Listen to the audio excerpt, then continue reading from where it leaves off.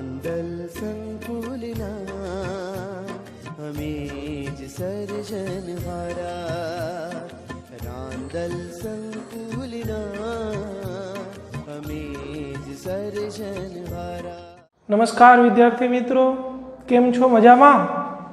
ચાલો હવે આપણે આજે ગણિતમાં ત્રીજું ચેપ્ટર એટલે કે ચેપ્ટર 14 આંકડાશાસ્ત્રનો અભ્યાસ કરીશું. જે ત્રણેય ચેપ્ટર આપણે જે લીધા, બહુપદી, સંભાવના અને હવે લઈએ છીએ આંકડાશાસ્ત્ર, એ 9માના બેઝ ઉપર છે. એટલે તમને થોડી વિશેષ મજા આવે, થોડું તમારું બેઝ પણ ક્લિયર હોય, એટલે થોડું સારી રીતે આપણે એને સમજી શકીએ. તો 9માની અંદર જે આંકડાશાસ્ત્ર હતું એની અંદર આપણે થોડી ઘણી એની માહિતી મેળવી હતી.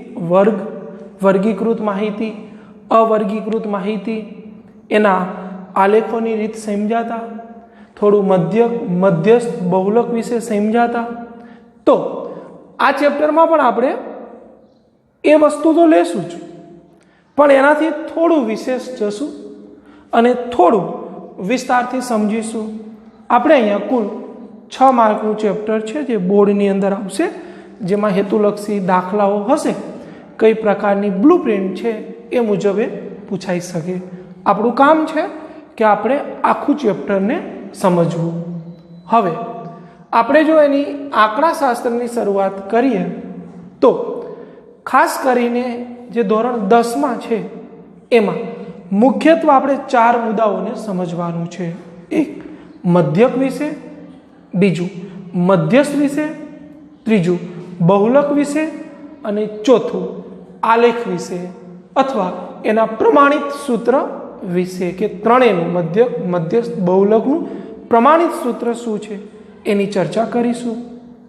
આજના લેક્ચરમાં આમાં આપણે સૌથી પહેલા મધ્યકથી થોડા પરિચિત થશું, જે તમને ચેપ્ટર 14.1માં ઉપયોગી થશે.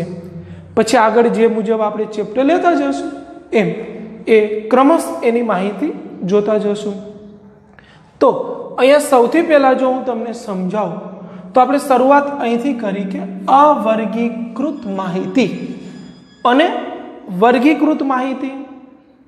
તો અવર્ગીકૃત માહિતી માટે જે આપણે મધ્યક શોધવો હોય, આ x બાર મધ્યકને આપણે કેનાથી ઓળખીશું?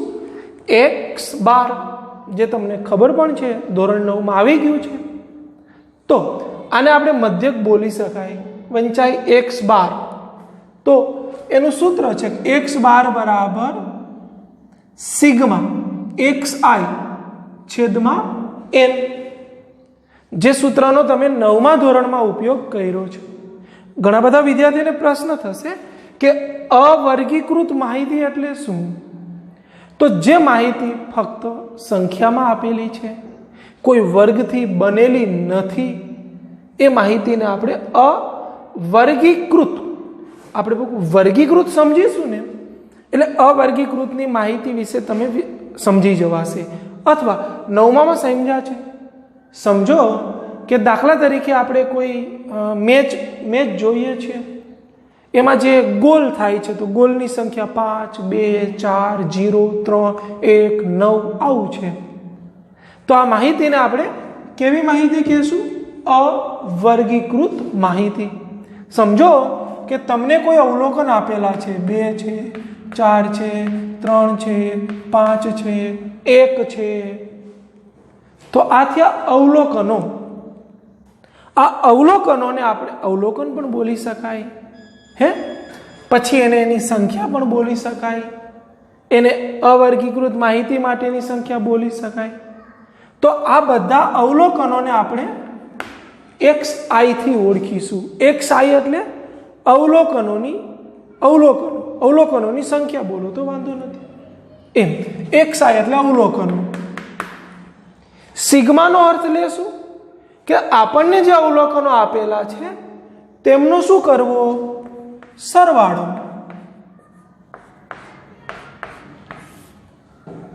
એટલે આ તમે લખી નાખ્યું સિગ્મા xi. તમને જે માહિતી આપેલી છે એના અવલોકનો બોલો અથવા એના પ્રાપ્તાંકો બોલો અથવા એ સંખ્યા છે એવું બોલો, એ મતલબ નથી બહુ, પણ આ રીતે તમે એને સમજાવી શકો કે સિગ્મા એટલે આપેલા અવલોકનોનો શું કરવો? સરવાળો છેદમાં n એટલે તો એ શબ્દ આવશે અવલોકનોની સંખ્યા. કેટલા અવલોકનો છે? 1 2 3 4 5, તો છેદમાં આવશે 5 એટલે n. ફરી વખત શબ્દથી પરિચિત થઈએ કે x બાર એટલે મધ્ય, સિગ્મા xi એટલે અવલોકનો, કોઈ કહે છે પ્રાપ્તાંકો, વાંધો નથી, એ પ્રાપ્તાંકોનો સરવાળો, સિગ્માનો અર્થ થશે સરવાળો. મને પ્રાપ્તાંકો આપેલા હતા 2 4 3 5 1, તો સિગ્માની ભાષામાં મારે લખવું હોય તો એમનો શું કરવો પડે? સરવાળો છેદમાં n. n એટલે આપેલા પ્રાપ્તાંકોની સંખ્યા, અવલોકનોની સંખ્યા. હવે આનો તમે સરવાળો કરો, ભાગ્યા તમે 5 કરો, તમને જે જવાબ મળે એને માહિતીનો શું કહેશું આપણે? મધ્ય. હા, આપણે દાખલા ગણશું એના માટે કદાચ જરૂર નથી, ધોરણ 10 માટે. પણ જો તમને વિવિધ પ્રકારના હેતુલક્ષી પૂછાય, છેલ્લે આપણે ઓબ્જેક્ટિવની તૈયારીઓ કરતા હોય, અહીંયા કદાચ અવર્ગીકૃત માહિતીની વાત આવે તો આપણે આ સૂત્રથી એનું સોલ્યુશન કરી શકીએ. એટલે આ છે માહિતી ધોરણ 9 માટેની છે. અને બીજી તમને ખબર પડી કે અવર્ગીકૃત એટલે શું? કે જે માહિતી વર્ગમાં નથી. તો આ રીતે આપણે મધ્યક મેળવવો હોય, અવર્ગીકૃત માહિતી હોય તો આ મધ્યક મેળવવા માટેનું સૂત્ર છે. મધ્યક મેળવવાના ઘણા સૂત્રો છે, બધા મધ્યક મેળવવાના જ સૂત્રો છે, પણ અવર્ગીકૃત માહિતી માટે આ. હવે આપણે વાત કરીએ વર્ગીકૃત માહિતી. તમને જે માહિતી આપેલી છે એ કોઈ વર્ગમાં આપેલી હોય, કોઈ સમૂહમાં આપેલી હોય, તો એ માહિતીને આપણે શું બોલશું? વર્ગીકૃત માહિતી. સમજો કે આપણો ક્લાસ છે, એમાં પૂછવામાં આવે તમને કે ચાલ 10 થી 20 વચ્ચેનો જે રોલ નંબર છે એમાં ઊંચી આંગળી કરો. તો શું મારે એવું બોલવું પડશે કે 11 રોલ નંબર વાળા ઊંચી આંગળી કરો, 12 વાળા કરો, 17 વાળા કરો, 18 વાળા કરો, કે બધા 10 થી 20 વાળા ઊંચી આંગળી કરશે? તો તમે સમજ્યા? આ તમે બોલ્યા 10 થી કોઈ 19 બોલે, 10 થી કોઈ 20 બોલે, જેમાં એક સમૂહ આવ્યો. બીજું પૂછી શકું કે ચાલો આપણે 9મા ધોરણમાં આપણે જે પરીક્ષા લીધી એમાં 70 થી 80% જે વિદ્યાર્થીઓને આવ્યા છે એ ઊંચી આંગળી કરો. તો એ બધાને મારે બોલવું નહીં પણ કે 71% વાળા, 72% વાળા, 73% વાળા. તો આજે વાત કરીએ સમૂહ, એને આપણે અહીંયા વર્ગ કહેશું. વર્ગમાં વર્ગીકૃત કર્યું તો આવી રીતના વર્ગ હોઈ શકે 0 થી 10, 10 થી 20, 20 થી 30.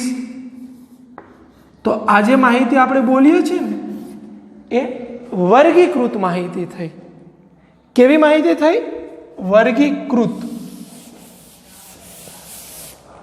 તો કદાચ હવે ખબર પડી હશે કે અવર્ગીકૃત એટલે શું અને વર્ગીકૃત એટલે શું. આ પોતાની રીતે સ્વતંત્ર હોય છે અને આ વર્ગમાં હોય છે.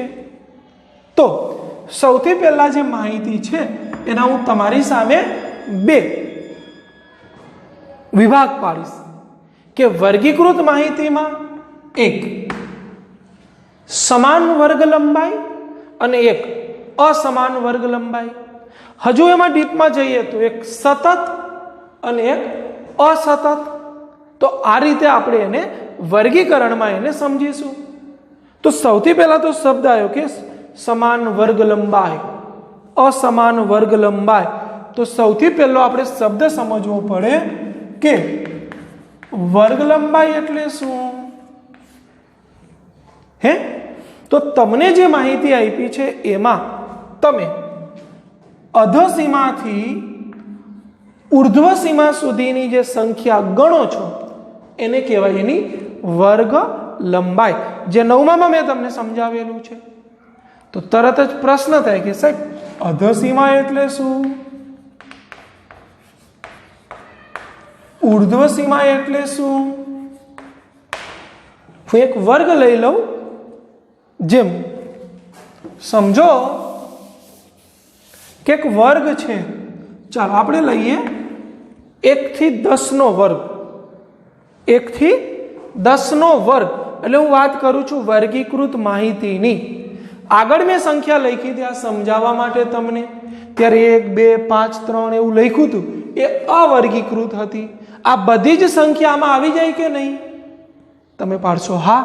તો આ થઈ ગઈ વર્ગીકૃત માહિતી, કે એક સંખ્યાનો ચોક્કસ સમૂહ છે જેને આપણે વર્ગ કહીએ છીએ. એ વર્ગની લંબાઈ કેટલી છે એ જાણવા માટે વળી પાછા બે શબ્દોને સમજીશું. એક શબ્દ અધસીમા, બીજો શબ્દ ઉર્ધ્વ સીમા. અધ એટલે આગળનું, નીચેનું એવું બોલી શકાય. ઉર્ધ્વ એટલે પાછળનું અહીંયા બોલવું હોય તો, નહીતર ઉર્ધ્વ એટલે ઉપરનું. તો બહુ હળવાશથી તમે બોલી શકશો કે 1 થી 10 નો જે વર્ગ છે આને બહુ વર્ગ બોલાય. વર્ગ 1 થી 10 એનો અર્થ શું કે 1 2 3 4 5 6 7 8 9 10 આ બધી સંખ્યા આ વર્ગમાં છે, એટલે આને આપણે વર્ગ કીધો. હવે બોલો એની અધસીમા શું? 1. આગળની જે છે, નીચેની જે છે 1 થી 10 માં નીચે કોણ? 1. ઉપર કોણ? 10. તો આને બોલું ઉર્ધ્વ સીમા, આને બોલું અધ સીમા. તો પેલો પ્રશ્ન ક્લિયર થયો કે અધ સીમા અને ઉર્ધ્વ સીમા. અધ નીચે છે, ઉર્ધ્વ ઉપર છે. આવા શબ્દો આવશે, આપણે વિજ્ઞાનમાં પણ આવું આવે છે, એટલે કદાચ શબ્દથી પરિચિત હશો. તો હું એવું બોલું કે ચાલ 21 થી 30 ની અધસીમા શું? તો તમે કહેશો 21. ઉર્ધ્વ સીમા શું? તો તમે કહેશો 30. હવે આપણો પ્રશ્ન છે વર્ગ લંબાઈ. તો અધ અને ઉર્ધ્વ સીમા વચ્ચે કેટલી સંખ્યા છે, અને એ પોતે પણ એ લંબાઈને વર્ગની વર્ગ લંબાઈ કહે છે. તો 1 થી 10 તમે ગણો, 1 પણ ગણવાના, 10 પણ ગણવાના. 1 2 3 4 5 6 7 8 9 10. તો કુલ સંખ્યા 10 થઈ. તો આ વર્ગની વર્ગ લંબાઈ કેટલી થઈ ગઈ? 10. તો ત્રીજો શબ્દ સમજ્યા, વર્ગ લંબાઈ. વર્ગ લંબાઈ, અધસીમા, ઉર્ધ્વ સીમા. હવે હું તમને ચોથો પ્રશ્ન એક સમજાવું છું. ચાલો, કયો વર્ગ હતો આપણો? 1 થી 10. હવે આપણે એક લઈએ છીએ બીજો શબ્દ અધ સીમા બિંદુ, અને બીજો શબ્દ છે ઉર્ધ્વ સીમા બિંદુ. એટલે શું? તો જે અધ સીમા છે આપણી અને ઉર્ધ્વ સીમાને આપણે સતતમાં ફેરવવા માટે, સતતમાં એટલે જેની અધ સીમા અને ઉર્ધ્વ સીમા છે, ઉર્ધ્વ સીમા અને અધ સીમા છે, સરખી થવા માટે આપણે આને રજૂઆત કરવી પડશે. ચાલો, આવશે ત્યારે હું વિશેષ સમજાવીશ. અત્યારે તમને કહું છું કે આનું અધ સીમા બિંદુ કે તો શું કરવું? તો જે 1 છે ને આ એમાંથી 1 એટલે કે કોઈ પણ જે અધ સીમા છે ને એમાંથી 0.5 ને શું કરો? તમે બાદ કરો. અને ઉર્ધ્વ સીમા છે એમાં 0.5 તમે શું કરો? ઉમેરો. તો આ થઈ જશે અધ સીમા બિંદુ અને આ થઈ જશે ઉર્ધ્વ સીમા બિંદુ. ચાલો, આમાંથી બાદ કરીએ તો શું આવે? 0.5. આ શું આવે? 10.5. તો આ થઈ ગયું સીમા બિંદુ વાળો વર્ગ, જે આગળ આપણે આલેખમાં શીખીશું. અથવા અસતતને સતત વર્ગ લંબાઈમાં ફેરવવા માટે શીખીશું ત્યારે કામ આવશે. હાલ પૂરતું તો તમારે જોવાનું છે કે અધસીમા બિંદુ કરવા માટે શું કરવું. તો જે અધસીમા છે એમાંથી 0.5 ને શું કરો બકુ, બાદ કરો. અને ઉર્ધ્વ સીમા છે એમાં 0.5 શું કરો, ઉમેરો. તો જે વર્ગ બને છે એને કહેવાય બકુ સીમા બિંદુ વાળો વર્ગ. હવે વાત કરીએ એક છેલ્લા શબ્દની, મધ્ય કિંમત. પછીનો પ્રશ્ન એક સમજીએ, મધ્ય કિંમત. આ પણ કદાચ તમે 9મા ધોરણમાં શીખી ગયા છો. મધ્ય કિંમત એટલે શું? હે તો અધસીમા એટલે 1 પ્લસ ઉર્ધ્વ સીમા એટલે 10. આ શબ્દ આયા છે, સૂત્ર પણ લખી શકું, અધસીમા પ્લસ ઉર્ધ્વ સીમા છેદમાં 2, તો 11/2 તો 5.5. તો આ જે વર્ગ છે, કયો વર્ગ?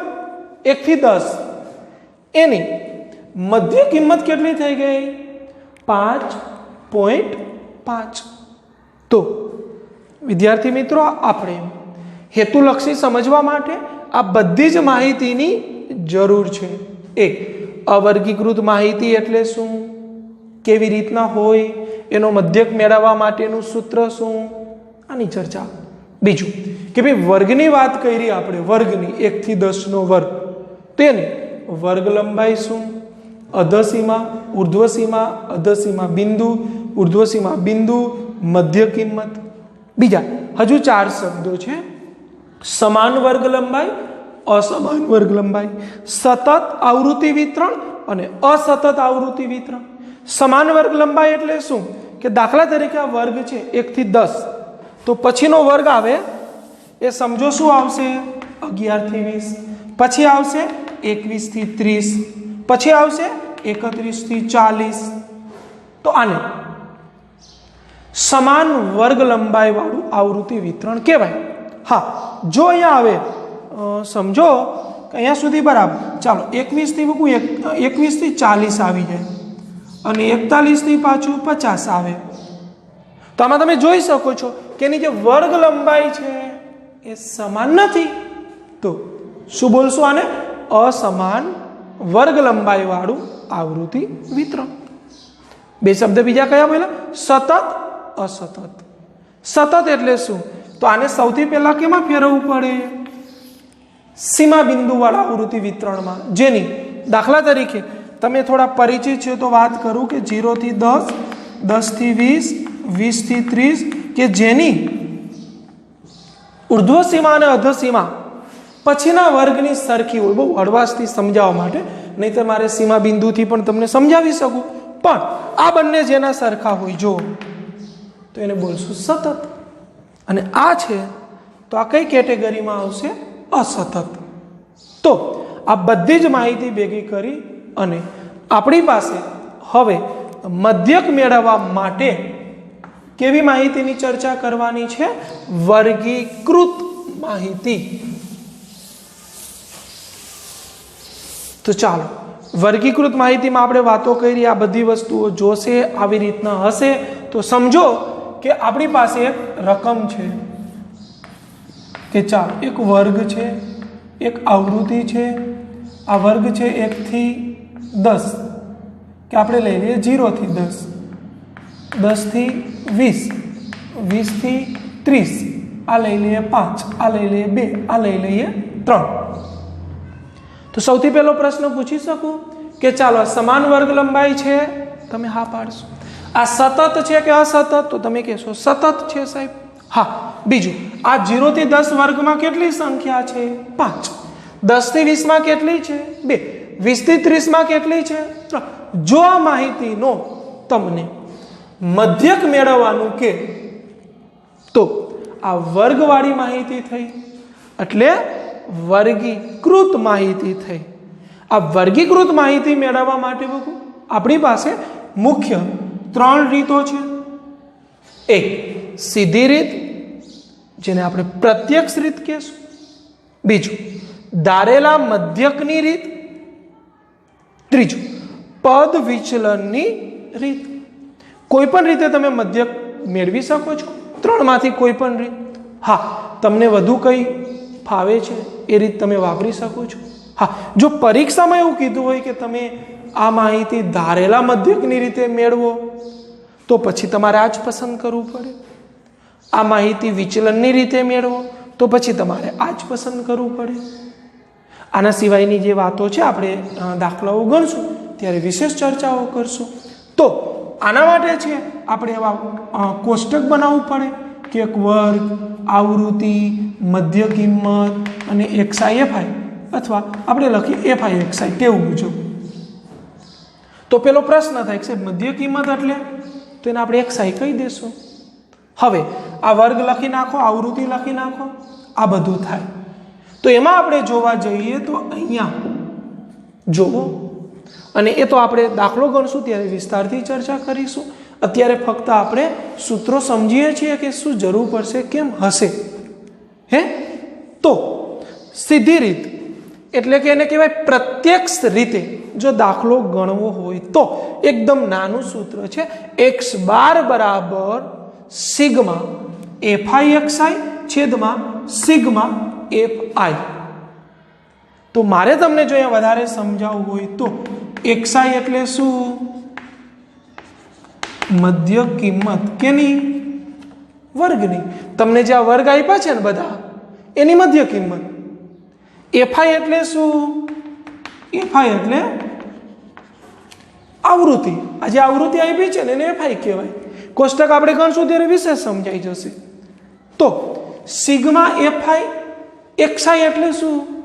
તો આપણે આ બંનેનો ગુણાકાર કરશું. આ બંનેનો અહીંયા જે મળશે એનો આપણે લેશું સરવાળો.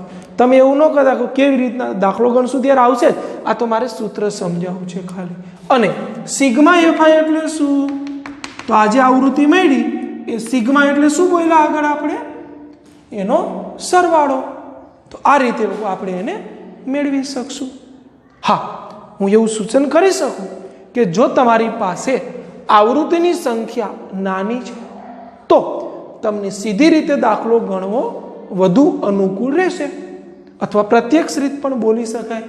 તો વિદ્યાર્થી મિત્રો, પ્રત્યક્ષ રીત માટે અથવા સીધી રીત માટે મધ્યક મેળવવાનું સૂત્ર શું થયું થોડું યાદ કરો તો x બાર બરાબર સિગ્મા એફઆઈ એક્સઆઈ છેદમાં સિગ્મા એફઆઈ.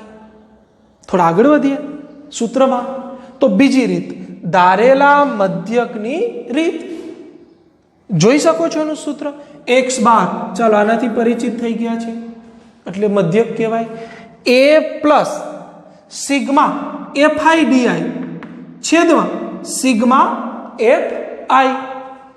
હું તમને પરિચિત કરાવીશ સૌથી પહેલા કે x બાર એટલે મધ્યક, a એટલે ધારેલો મધ્યક, a એટલે ધારેલો મધ્યક, એફઆઈ એટલે તમને ખબર છે બોલી ગયા આપણે આવૃત્તિ, ડીઆઈ એટલે જે વિચલન થાય છે એ, અને સિગ્મા એફઆઈ એટલે આવૃત્તિનો સરવાળો.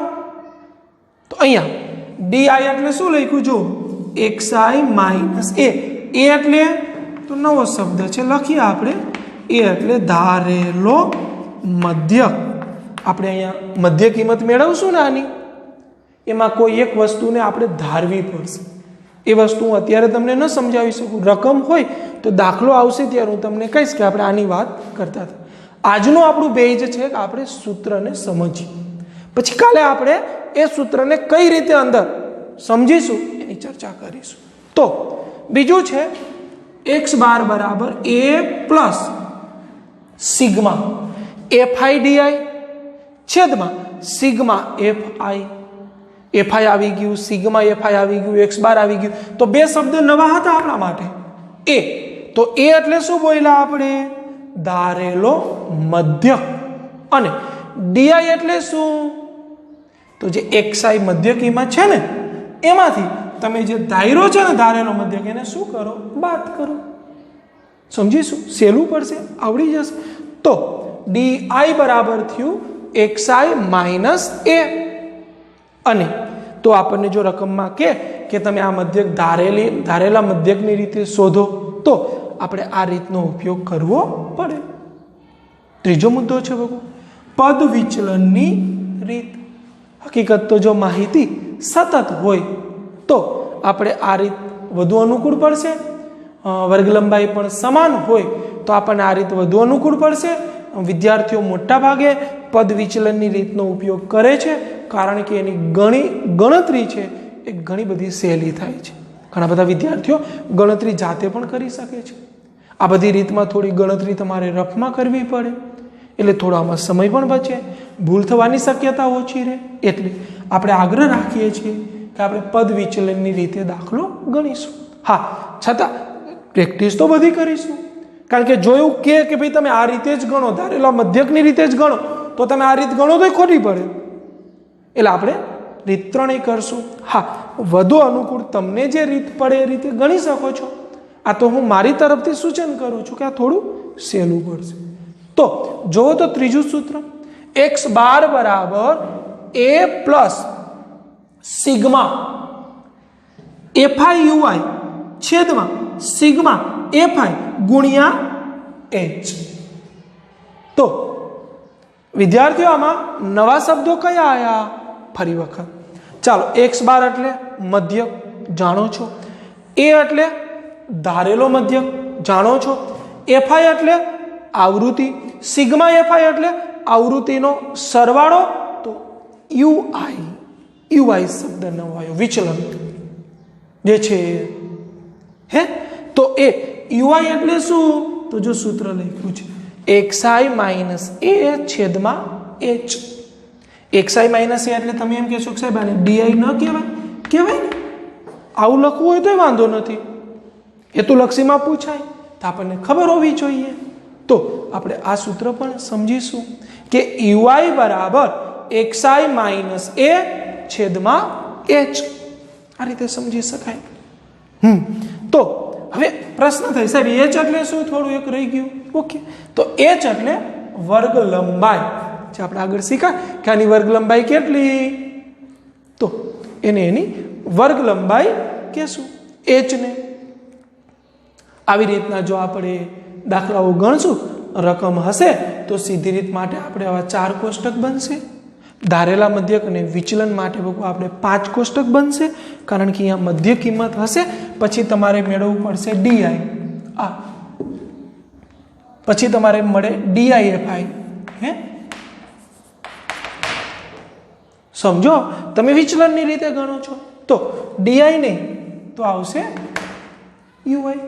અહીંયા આવશે બકુ યુઆઈ એફઆઈ. એ બધાનો સરવાળો કરશો તેને બોલાય sigma FI UI, sigma FI DI. તો આ વસ્તુને તમારે સારી રીતે સમજવાની છે. સૂત્રોને બહુ ધીરજથી સમજીને પાકા કરવાના છે, જેથી આપણે જ્યારે દાખલાની શરૂઆત કરીએ ત્યારે આ બધી જ વસ્તુઓ આપણને કામ આવે. તો આ રીતે આપણે આ વાત છે મધ્યક મેળવવા માટે આપણે અહીંયા ફક્ત આટલું લઈ અને પછી 15.1ની શરૂઆત કરીશું. પછી બહુલક વખતે આપણે એની માહિતીને મેળવીશું. જય હિન્દ.